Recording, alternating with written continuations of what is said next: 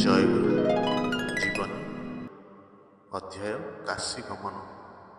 ନଳିନୀକାନ୍ତ ଉକ୍ତ ସାଧୁଙ୍କ ପ୍ରତି ବୀତଶ୍ରଦ୍ଧ ହୋଇ ଫେରିଆସି ମନ୍ତ୍ରର ତଥ୍ୟ ଅନୁସନ୍ଧାନ ନିମିତ୍ତ କାଶୀ ଗମନ କଲେ। ସେଠାରେ କେଦାରଘାଟରେ ଥିବା ଜଗନ୍ମୋହନ ତର୍କାଳଙ୍କାରଙ୍କ ଶିଷ୍ୟମାନଙ୍କ ସହିତ ବହୁ ଆଲୋଚନା ପରେ ମଧ୍ୟ ତାଙ୍କର ଆଶା ପୂର୍ଣ୍ଣ ହେବାର କୌଣସି ସମ୍ଭାବନା ଦେଖାଗଲା ନାହିଁ। ଅଧିକନ୍ତୁ ନାନା ଲୋକ ନାନା କଥା କହିବାରୁ ସେ ମନ୍ତ୍ରର ସାଧନ ପ୍ରଣାଳୀ ଅବଗତ ହେବା ବିଷୟରେ ସମ୍ପୂର୍ଣ୍ଣ ନିରାଶ ହୋଇପଡ଼ିଲେ। ଏ ଜୀବନରେ ପ୍ରିୟତମା ପତ୍ନୀଙ୍କ ସହିତ ସାକ୍ଷାତର କୌଣସି ସମ୍ଭାବନା ନ ଦେଖି ତାଙ୍କର ମନ ବିଷାଦଗ୍ରସ୍ତ ହୋଇପଡ଼ିଲା।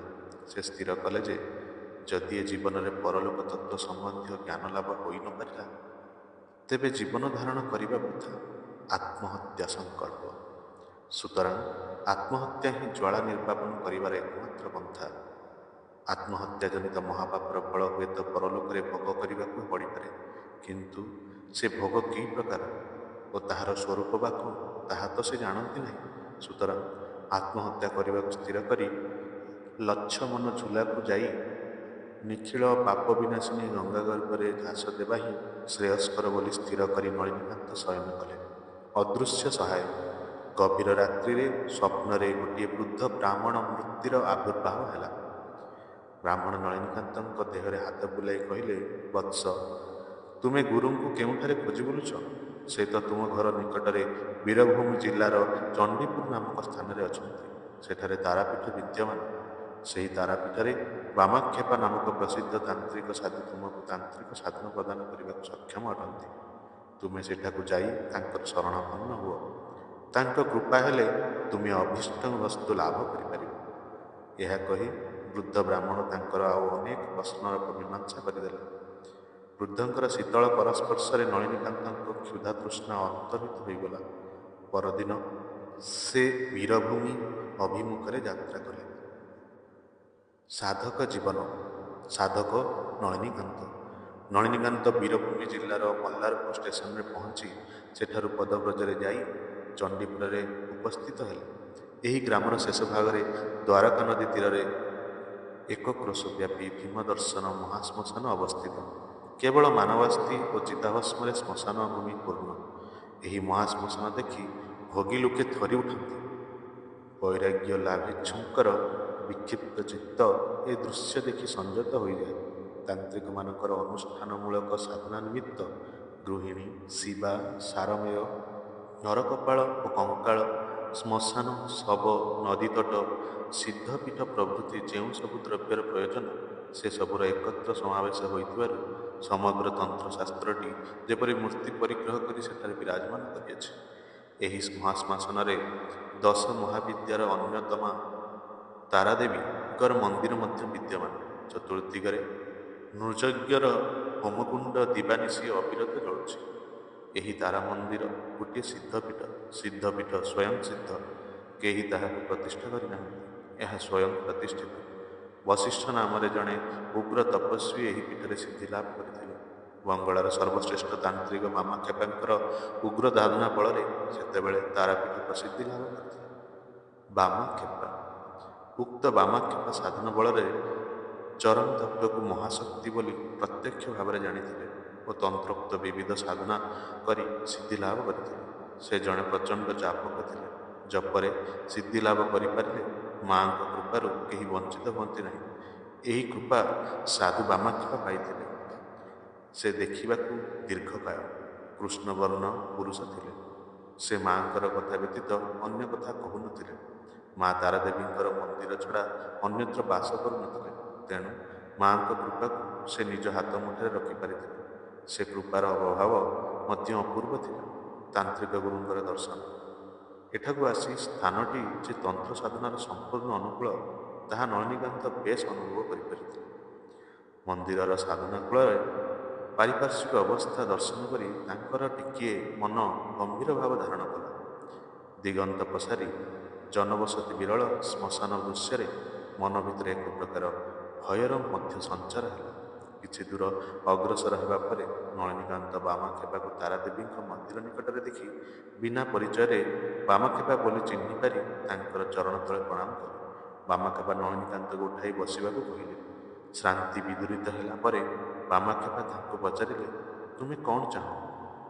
ଉତ୍ତରରେ ନଳିନୀକାନ୍ତ ସ୍ତ୍ରୀ ବିୟୋଗ ଜନିତ ବ୍ୟଥା ହୃଦୟରେ ବର୍ଣ୍ଣନା କରି ସ୍ତ୍ରୀଙ୍କୁ ପାଇବା ନିମିତ୍ତ ଯେ ମହାଶକ୍ତିଙ୍କର ସାଧନା କରିବାକୁ ଆସିଛନ୍ତି ସେସବୁ ବିଷୟ ଗୋପନ କରି ମନ୍ତ୍ରପ୍ରାପ୍ତି, ବାରାଣସୀରେ ଆତ୍ମ ସଂକଳ୍ପ, ସ୍ୱପ୍ନ ବିବରଣ ଇତ୍ୟାଦି ବିଷୟ ଆନୁପୂର୍ବକ ବର୍ଣ୍ଣନା କରି ତାଙ୍କର କୃପାଭିକ୍ଷା କଲେ। ନଳିନୀକାନ୍ତ ଯେ ତାରାଦେବୀଙ୍କର ବୀଜମନ୍ତ୍ର ପାଇଛନ୍ତି ତାହା ଜାଣି ବାମାକ୍ଷେପା ବଡ଼ ବିସ୍ମିତ ହେଲେ ଓ ତାଙ୍କୁ ଅତ୍ୟନ୍ତ ଭଗବାନ ବୋଲି କହି ସର୍ବାନ୍ତକରଣରେ ସାହାଯ୍ୟ କରିବାକୁ ପ୍ରତିଶ୍ରୁତି ଦେଲେ। ନଳିନୀକାନ୍ତ ଆବେଗପୂର୍ଣ୍ଣ କଣ୍ଠରେ କହିଲେ, ଗୁରୁଦେବ, ମନ୍ତ୍ର କିମ୍ବା ଦେବତାଙ୍କ ପ୍ରତି ମୋର ବିଶ୍ୱାସ ନାହିଁ। ଆଲୌକିକ ଶକ୍ତି ଲାଭ ନିମିତ୍ତ କିମ୍ବା ଅସାମାନ୍ୟ ମୁକ୍ତି ଦର୍ଶନ କରିବାକୁ ମୋର ଆଦୌ କୌତୂହଳ ନାହିଁ। ମୁଁ କିଏ, କେଉଁ ଆଡ଼ୁ ଆସିଛି, ପରେ କେଉଁ ଆଡ଼କୁ ଯିବି ଇତ୍ୟାଦି ତତ୍ତ୍ୱ ମୋତେ ବୁଝାଇ ଦିଅନ୍ତୁ। ବାମାକ୍ଷେପା, ଖାଲି ବୁଝାଇ ଦେବି ନାହିଁ, ମୁଁ ତାହା ସବୁ ପ୍ରତ୍ୟକ୍ଷ ଦେଖାଇ ଦେବି। ନଳିନୀକାନ୍ତ, ତାଙ୍କର କ'ଣ ଦର୍ଶନ ମିଳେ? ବାମାକ୍ଷେପା, ହଁ, ଗୁରୁ ମନ୍ତ୍ରରେ ତାଙ୍କର ପ୍ରାଣ ପ୍ରତିଷ୍ଠା କରି ଭକ୍ତିର ସହିତ ତାଙ୍କୁ ଡାକିଲେ ସେ ଅନ୍ତରରୁ ବାହାରକୁ ଆସନ୍ତି। ସେତେବେଳେ ତାଙ୍କୁ ଦର୍ଶନ, ସ୍ପର୍ଶ, ଗ୍ରହଣ ଓ ଆସ୍ୱାଦନ କରାଯାଏ। ତାଙ୍କର ଦର୍ଶନ ମାତ୍ରକେ ଜୀବର ସର୍ବକାମନା ପୂର୍ଣ୍ଣ ହୁଏ। ନଳିନୀକାନ୍ତ, ମୁଁ ବ୍ରାହ୍ମଣ ସନ୍ତାନ ହେଲେ ମଧ୍ୟ ସ୍ୱଧର୍ମ ରକ୍ଷା କରିବା ନିମିତ୍ତ କୌଣସି ଶିକ୍ଷା ପାଇନାହିଁ, ଆଚାର ନିୟମ ପ୍ରତିପାଳନ କରିନାହିଁ, ଶାସ୍ତ୍ର ଅଧ୍ୟୟନ ବା କୌଣସି ସମୟରେ ଜପ ପୂଜାଦି କରିନାହିଁ, ଭକ୍ତି ଲାଭ ନିମିତ୍ତ କୌଣସି ଅନୁଶୀଳନ ମଧ୍ୟ କରିନାହିଁ। ମୁଁ ମନ୍ତ୍ର ଦ୍ୱାରା କିପରି ବା ପ୍ରାଣ ପ୍ରତିଷ୍ଠା କରିବି ଓ ଶକ୍ତିହୀନ ହୋଇ କିପରି ବା ତାଙ୍କୁ ଭକ୍ତିଭାବରେ ଡାକି ବାହାରକୁ ଆଣିପାରିବି? ବାମାକ୍ଷେପା, ମୁଁ ତୁମର ସ୍ୱପ୍ନଲବ୍ଧ ମନ୍ତ୍ରର ପ୍ରାଣ ପ୍ରତିଷ୍ଠା କରିଦେବି। ତୁମର ଭକ୍ତିର ଅଭାବ ନାହିଁ। ସତ୍ୟଲାଭ ନିମିତ୍ତ ପ୍ରାଣର ଏ ଐକାନ୍ତିକ ବ୍ୟାକୁଳତା, ତାହାର ନାମ ଭକ୍ତି। ମୋତେ ବିଶ୍ୱାସ କର, ମୁଁ ଯାହା ଆଦେଶ କରୁଛି ବିନା ବିଚାରରେ ପ୍ରତିପାଳନ କରିଯାଅ। ଅଚିରେ ତୁମର ମନୋବାସନା ପୂର୍ଣ୍ଣ ହେବ। ନଳିନୀକାନ୍ତ ବିସ୍ମୟ ବିସ୍ଫାରିତ ହୋଇ ଚାହିଁଲେ। କହିଲେ, କ'ଣ? ମୁଁ ତାଙ୍କର ଦର୍ଶନ ପାଇବି? ସେ କିପରି ମୂର୍ତ୍ତିରେ ମୋତେ ଦେଖାଦେବେ? ବାମାକ୍ଷେପା, ମାଙ୍କର ମୂର୍ତ୍ତିର କ'ଣ ସୀମା ଅଛି? ଏହି ଅନନ୍ତ ବିଶ୍ୱ ହିଁ ତାଙ୍କର ମୂର୍ତ୍ତି। ଯେ ଯେଉଁ ନାମରେ, ଯେଉଁ ରୂପରେ ତାଙ୍କୁ ଡାକେ ସେ ସେହି ରୂପରେ ତାଙ୍କର ମନମୟୀ ମୂର୍ତ୍ତି ଧାରଣ କରି ଆବିର୍ଭୂତା ହୋଇ ଭକ୍ତଙ୍କୁ କୃତାର୍ଥ କରନ୍ତି। ତୁମ ସ୍ୱପ୍ନଲବ୍ଧ ମନ୍ତ୍ରର ପ୍ରତିପାଦ୍ୟ ରୂପ ଓ ଧ୍ୟାନ ମୁଁ ଯଥା ସମୟରେ କହିଦେବି।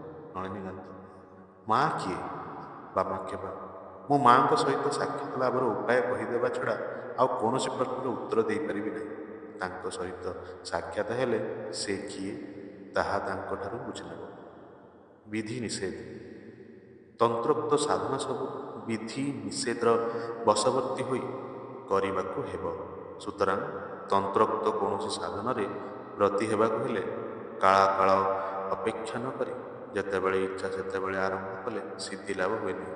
ଉପଯୁକ୍ତ ସମୟରେ ବାମାକ୍ଷେପା ଶିଷ୍ୟଙ୍କୁ ଅଭିଷେକ କରାଇ ଯଥାରୀତି ଜପରେ ନିଯୁକ୍ତ କରାଇଲେ। ନିତ୍ୟ ଜପ, ନୈମିତ୍ତିକ ପୂଜା, ପୁରଶ୍ଚ ଚରଣାଦି ସମ୍ପନ୍ନ କରିବା ପରେ ଶିଷ୍ୟକୁ ବୀର ସାଧନର ଉପଯୋଗୀ କରାଇ ସମୟ ସୁଯୋଗର ଅପେକ୍ଷା କରିବାକୁ ଲାଗିଲେ। ନଳିନୀକାନ୍ତଙ୍କୁ ନିୟମ, ସଂଯମ ଓ ଆଚାର ପରାୟଣ ହୋଇ ରହିବାକୁ ପଡ଼ିଲା। ସେ ବାମାକ୍ଷେପାଙ୍କ ମୁଖରୁ ମହାଶକ୍ତିର ସାଧନା ସମ୍ବନ୍ଧୀୟ ତଥ୍ୟ ଅବଗତ ହେବାକୁ ଲାଗିଲେ। ମହାଶକ୍ତି, ଏହି ମହାଶକ୍ତି ହିଁ ଜଗଜ୍ଜନନୀ। ସେ ବିଶ୍ୱକୁ ସୃଷ୍ଟି କରିଛନ୍ତି, ଧାରଣ କରିଛନ୍ତି, ସମୟ ହେଲେ ପୁଣି ବିଶ୍ୱକୁ ଅଣୁପରମାଣୁ ରୂପରେ ଆକାଶରେ ଲୟ କରିଦିଅନ୍ତି। ବିଶ୍ୱରେ ଯାହା କିଛି ଦୃଶ୍ୟମାନ ତାହା ସମସ୍ତ ମହାଶକ୍ତିର ଭିନ୍ନ ଭିନ୍ନ ବିକାଶ। ଜଗଜ୍ଜନନୀ ସମସ୍ତଙ୍କ ପ୍ରସୂତି। ଗୃହ ଉପଗ୍ରହ ଆକର୍ଷଣ ବିକର୍ଷଣ ମୂଳରେ ସେହି ମହାଶକ୍ତି। ମାନବର ଦୃଷ୍ଟିଶକ୍ତି, ଶ୍ରୁତିଶକ୍ତି, ଘ୍ରାଣ ଶକ୍ତି, ଆସ୍ୱାଦନ ଶକ୍ତି ସମସ୍ତ ସେହି ଜଗଜ୍ଜନନୀଙ୍କର ଶକ୍ତି। ଯେଉଁ ଶକ୍ତିରେ ଦେବରାଜ ଇନ୍ଦ୍ର ବିଶ୍ୱବ୍ରହ୍ମାଣ୍ଡର ଅଧୀଶ୍ୱର, ଯେଉଁ ଶକ୍ତି ଦ୍ୱାରା ଅଗ୍ନି ବିଶ୍ୱ ଦହନ କରିପାରନ୍ତି, ଯେଉଁ ଶକ୍ତି ପ୍ରଭାବରେ ପ୍ରଭାଞ୍ଜନ ବିଶ୍ୱ ବିଲୋଡ଼ନ କରିପାରନ୍ତି, ଏ ସମସ୍ତ ସେହି ମହାଶକ୍ତିର ସୂକ୍ଷ୍ମ ବିକାଶ। ସେହି ବିରାଟ ଶକ୍ତିର ଗୋଟିଏ ଗୋଟିଏ ଅଂଶ ମାତ୍ର। ସ୍ଥୂଳ ରୂପରେ ମଧ୍ୟ ମହାଶକ୍ତି ସମସ୍ତ ବିଶ୍ୱ ପରିବ୍ୟାପ୍ତ। ସୁତରାଂ ଦୃଶ୍ୟମାନ ସମସ୍ତ ରୂପ ତାଙ୍କର ସ୍ଥୂଳ ରୂପ ମଧ୍ୟରେ ପର୍ଯ୍ୟବସିତ। ତଥାପି ଦୈବୀ ମୂର୍ତ୍ତିରେ ଆରାଧନା କରିବା କର୍ତ୍ତବ୍ୟ, କାରଣ ଏହା ଶୀଘ୍ର ମୁକ୍ତିଦାନ କରିବାକୁ ସମର୍ଥ। ସେଥିପାଇଁ ଉପାସନା କାଳରେ କାଳୀ, ତାରା, ଅନ୍ନପୂର୍ଣ୍ଣା ପ୍ରଭୃତି ସ୍ତ୍ରୀ ରୂପ, ଶିବ, ବିଷ୍ଣୁ ପ୍ରଭୃତି ପୁରୁଷ ରୂପ ଏବଂ କୃଷ୍ଣ ପ୍ରଭୃତି ଅବତାର ରୂପ ଅବଲମ୍ବନୀୟ। ଏହି ସବୁ ମୂର୍ତ୍ତି ମଧ୍ୟରୁ ଯାହାଙ୍କର ଯେଉଁ ମୂର୍ତ୍ତି ଅଭିଳଷିତ ଓ ପ୍ରତିପଦ ସେ ତାହାଙ୍କୁ ଉପାସନା କରିବେ। ସ୍ଥାନ ମାହାତ୍ମ୍ୟ। କିନ୍ତୁ ଏହି ମହାଶକ୍ତିଙ୍କ ସହିତ ସାକ୍ଷାତ କରିବାକୁ ହେଲେ ନିଜ ଭିତରେ ସୁପ୍ତ ଶକ୍ତିକୁ ପ୍ରଥମେ ଜାଗ୍ରତ କରିବାକୁ ହେବ। ମାତ୍ର ଆତ୍ମଶକ୍ତିର ବିକାଶ ଯେ କୌଣସି ସ୍ଥାନରେ ହୋଇପାରିବ ନାହିଁ। ଯେଉଁ ସବୁ ଉପକରଣର ଅଭାବ ଓ ବାହ୍ୟ ସ୍ପର୍ଶ ଦ୍ୱାରା ସୁପ୍ତ ଶକ୍ତି ଜାଗି ଉଠେ, ସେ ସମସ୍ତ ଏହି ଶ୍ମଶାନ କ୍ଷେତ୍ରରେ ବିଦ୍ୟମାନ ଥିବାରୁ ତନ୍ତ୍ର ସାଧନା ପକ୍ଷରେ ଶ୍ମଶାନ ହିଁ ବିଶେଷ ଅନୁକୂଳ କ୍ଷେତ୍ର। ସୁତରାଂ ତାରାପୀଠର ମହିମା କୀର୍ତ୍ତନ ବାହୁଲ୍ୟ ମାତ୍ର। ସର୍ପ ଦେହରେ ଭଗବାନ ହଳାହଳ ସୃଜନ କରିବା ସଙ୍ଗେ ସଙ୍ଗେ ତାକୁ ସମ୍ମୋହିନୀ ଶକ୍ତି ମଧ୍ୟ ଦେଇଛନ୍ତି। ଯେଉଁ ସବୁ ସାଧକ କୌଣସି ତାନ୍ତ୍ରିକ ଗୁରୁଙ୍କ ନିକଟରେ ରହି ସର୍ପ ସହିତ ବାସ କରନ୍ତି, ସର୍ପର ଶ୍ୱାସ ପ୍ରଶ୍ୱାସ ଭିତର ଦେଇ ସର୍ପର ଅଣୁ ପରମାଣୁ ସେହି ସାଧକଙ୍କ ଭିତରକୁ ଯାଏ। ସର୍ପ ଦେହ ଯେଉଁ ସବୁ ଧାତୁରେ ଗଠିତ, ସାଧକ ଦେହରେ ସେହି ସବୁ ପରମାଣୁ ସଞ୍ଚାରିତ ହୁଏ। ତେଣୁ କିଛି ଦିନ ପରେ ସର୍ପ ଦଂଶନରେ ତାଙ୍କର କୌଣସି ପ୍ରକାର ଯନ୍ତ୍ରଣା ଅନୁଭୂତ ହୁଏ ନାହିଁ। ଦଂଶନ ମଧ୍ୟ କ୍ରିୟାଶୀଳ ହୁଏ ନାହିଁ। ସାଧକଙ୍କର ମନ ଭିତରେ ସମ୍ମୋହିନୀ ଶକ୍ତି ସଞ୍ଚାର ହୁଏ। କୁକୁର। ଶ୍ମଶାନରେ କୁକୁର ଓ ପେଚା ବିଶେଷ ଉପକାରୀ। କୁକୁର ଓ ପେଚାଙ୍କର ଗଭୀର ଅନ୍ଧକାରରେ ମଧ୍ୟ ଦୃଷ୍ଟିଶକ୍ତି ଲୋପ ହୁଏ ନାହିଁ। ଅନବରତ କୁକୁର ଓ ପେଚାଙ୍କ ସହିତ ଏକତ୍ର ରହିଲେ ସେମାନଙ୍କ ଦେହରୁ ଏହି ଶକ୍ତି ସାଧକଙ୍କ ଦେହରେ ପ୍ରବେଶ କରେ। ତେଣୁ ସାଧକଙ୍କ ବିନା ସାଧନାରେ ଅନ୍ଧକାର ରାତ୍ରିରେ ମଧ୍ୟ ଦୃଷ୍ଟିଶକ୍ତି କାର୍ଯ୍ୟକାରୀ ହେଉଥାଏ। ଗୃଧିଣୀମାନଙ୍କର ଅସାଧାରଣ ଦୃଷ୍ଟିଶକ୍ତି। ଏମାନେ 3-4 ମାଇଲ ଦୂରରୁ ଦେଖିପାରନ୍ତି। ଅନେକ ଦିନ ଅନାହାରରେ ରହିପାରନ୍ତି। ଦୂଷିତ ପଦାର୍ଥର ବୀଜାଣୁ ଖାଇ ହଜମ କରିଦିଅନ୍ତି। ସୁତରାଂ ଏମାନଙ୍କ ସହିତ ଏକତ୍ର ବାସ କରିବା ଦ୍ୱାରା ସାଧକମାନଙ୍କର ଦୃଷ୍ଟିଶକ୍ତି, ଅନାହାରରେ ରହିବା ଶକ୍ତି ପ୍ରଭୃତି ବହୁ ପରିମାଣରେ ବୃଦ୍ଧି ପାଏ। ଶୃଗାଳ। ଏହି ଶ୍ମଶାନରେ ଦିବା ଭାଗରେ ମଧ୍ୟ ଶୃଗାଳମାନେ ବିଚରଣ କରନ୍ତି। ଏକଦା ରାତ୍ରି କାଳରେ ନଳିନୀକାନ୍ତ ଗୋଟିଏ ଶୃଗାଳକୁ କିଛି ଦୂର ତଡ଼ି ନେଇ ଯାଉଥିବା ବେଳେ ଶୃଗାଳଟି ଚିତ୍କାର କରି ଉଠିଲା। ସଙ୍ଗେ ସଙ୍ଗେ ତାର ମୁଖ ବିବରରୁ ଅଗ୍ନି ଜଳି ଉଠିଲା। ଅନ୍ଧକାର ରାତ୍ରିରେ ସେହି ଅଗ୍ନି ଭିତରେ ଚତୁର୍ଦ୍ଦଶ ବ୍ରହ୍ମାଣ୍ଡର ରଚନା ଦେଖି କିଂକର୍ତ୍ତବ୍ୟ ବିମୂଢ଼ ହୋଇ ନଳିନୀକାନ୍ତ କିଛି କ୍ଷଣ ଦଣ୍ଡାୟମାନ ହେଲେ।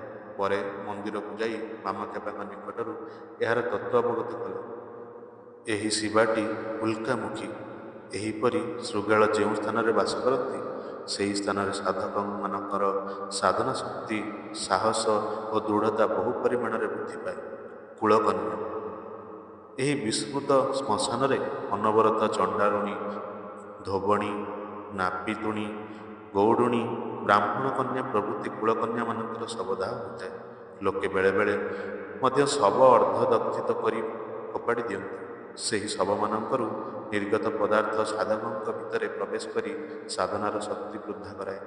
ତନ୍ତ୍ର ସାଧନାର ସହାୟକ ଉପରୋକ୍ତ ସମସ୍ତ ଉପକରଣର ସମାବେଶ ନଳିନୀକାନ୍ତ ତାରାପୀଠରେ ଦେଖିବାକୁ ପାଇଲେ। ସୁତରାଂ ତାରାପୀଠ ଯେ ତନ୍ତ୍ର ସାଧନାର ସର୍ବୋତ୍କୃଷ୍ଟ କ୍ଷେତ୍ର, ଏଥିରେ ସନ୍ଦେହ ରହିଲା ନାହିଁ। ବିଭିନ୍ନ ଜୀବ ଭିତରେ ଭଗବାନଙ୍କର ବିଶେଷ ଶକ୍ତି ନିହିତ ଥିବାର ସେ ଅନୁଭବ କରିପାରିଲେ। ଜୟଗୁରୁ।